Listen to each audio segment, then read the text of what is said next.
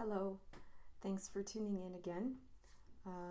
Today I feel like talking about taking your power and finding the truth of how you need to heal yourself. So there's many different modalities out there. There's lots of different ways that people are learning how to heal, but there's always your specific way that works for you. And a lot of people will give up their power to a healer because they think that they can't do it themselves.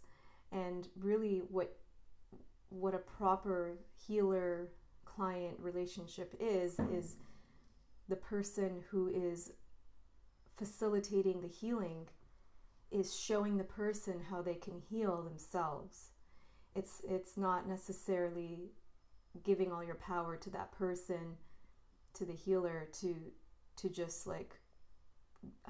magically rid of your issues. There are healers that are capable of kind of, let's just say, speeding things up or creating the channels, opening the channels for things to move a bit more smoothly or faster. But you need to go inside yourself and ask, what is the right method for me? And feel if the person that you're working with is actually the right person for you. Because there's not always a match, because everyone's at a different vibration. But when there is a match, it's a lot more easy to facilitate a healing and to release the blockages and layers. So there's many things out there, but you have to really go within yourself, because the healing does come from within, and the person that assists you is just assisting you. It's very and it's very individual.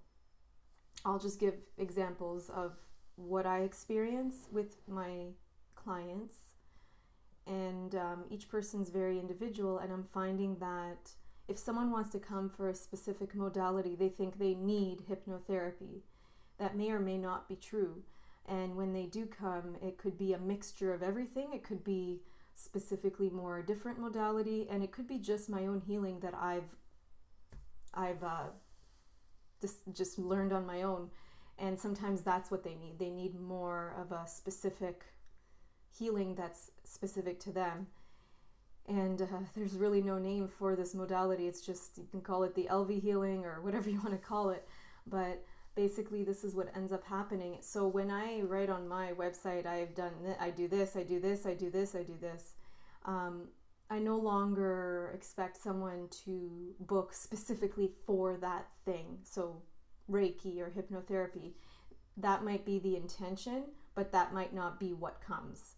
And it's not because I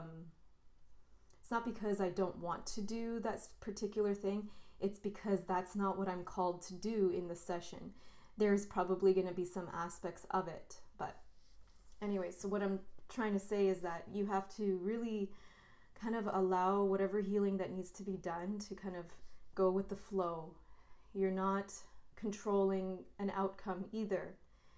Any expectations that you come with into a session is not necessarily going to help with kind of releasing layers and healing, because you really don't know necessarily what needs to be healed and released first.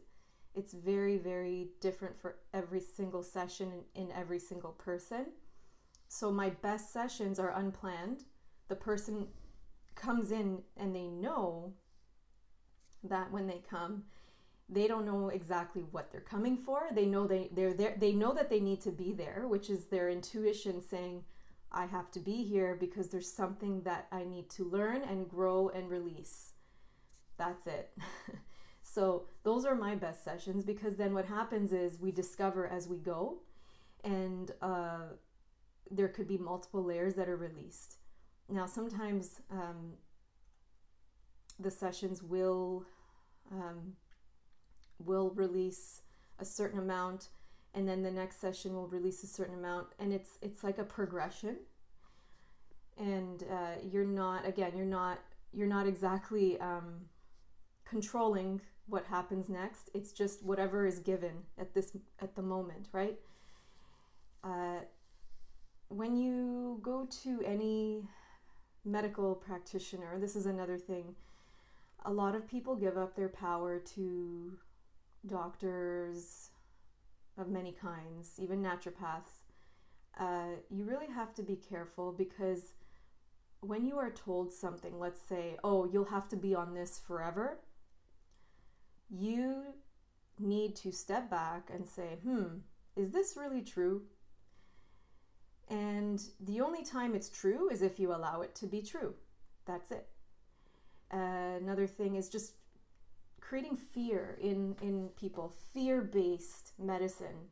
It's not true that you will get like a disease and it'll get worse if you don't take these drugs or these herbs or whatever. Even herbs, honestly. I love herbs, but they have their place. Okay? I'm finding, like, I have my supplements here, and they're pretty much all expiring now because I don't rely on them like I used to help people.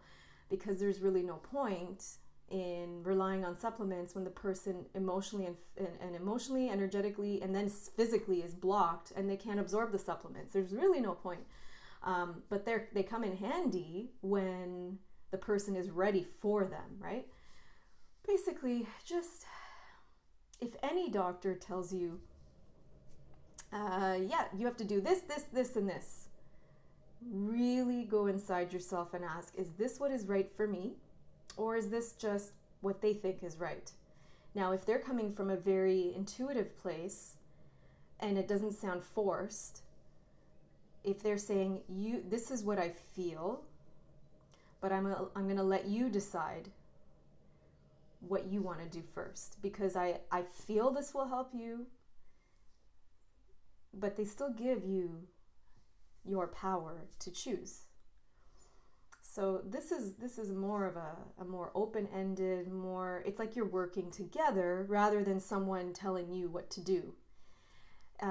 Be very careful, because people are very open to these kind of suggestions, and they somehow get almost hypnotized by it, like it's like a control of some sort. Like, it's subconscious, but it's amazing how much people give up their power to these healers and practitioners. We all know what's right for us. We've just lost touch with it. You really just need to listen to yourself, and it may take some internal work and meditation. And sometimes you're so disconnected that you do need some help to reconnect. And it might take going to a yoga class, and it might take going to a healer who's going to help you do that. But it's all about your power, your inner knowing. And the more you connect to that, the more you will heal yourself rather than letting someone else take control of your health.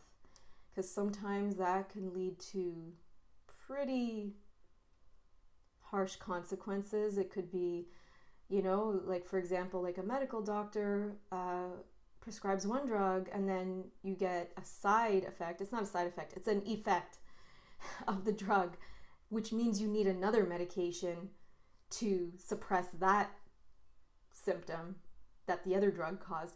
I'm sure some of you have heard about this.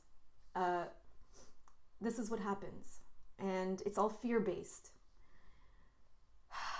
meaning the patient is drawn and convinced that they need to live in fear without these drugs. If you ask, pray, meditate, show me the way, whoever it is that you're praying to, your higher self, God, universe, whatever, you will be shown the path. There are lessons that are coming with your conditions. They're there for a reason, but how you choose to navigate them, that's another story. And some people will go the rest of their lives on medications, and that's just the path that they have to choose. Maybe they can heal in other ways. And then some people will discover the healing capacity that they have, and that they can find and work with the right people to help them get to that point where they can heal themselves. My purpose is to help people do that.